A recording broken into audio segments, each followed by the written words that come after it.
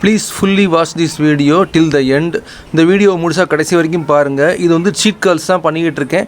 ஆனால் seat girls வந்து இப்போ கொஞ்சம் பழகிருச்சு எனக்கு. I am slowly getting used to this seat girls, this 10 kg dumbbells. This is after I had finished my arms workout இந்த ஜிம்மில் மொத்தத்தையும் முடிச்சதுக்கப்புறம் இங்கே வீட்டில் வந்து கேமராக்காக செஞ்சது. I did this for the camera. This is a first set with this seat girls. But what I did with the next set, it is something different. அடுத்த செட்டு நான் என்ன செஞ்சேன் அப்படிங்கிறது கொஞ்சம் டிஃப்ரெண்ட்டாக இருக்கும். என்ன செஞ்சேன்னு பாருங்கள். இது வந்து எல்லா நம்பரும் முடிஞ்சதுக்கப்புறம் இந்த கையை வந்து இப்படி வச்சுட்டேன். இந்த இன்னொரு கையை வந்து இப்படி வச்சதுனால என்ன ஆகும், இது சீட் பண்ணுறதை வந்து கொஞ்சம் கட்டுப்படுத்தும். ரொம்ப உடம்பை ஆட்ட முடியாது இந்த மாதிரி வச்சுட்டோம்னா. அப்போ இது செய்கிறதுனால என்ன ஆகுது, இந்த வெயிட் நல்லா பழகிடுது கொஞ்சம் கொஞ்சமாக. when I place the idle hand as a support, as a restriction, this one works fine.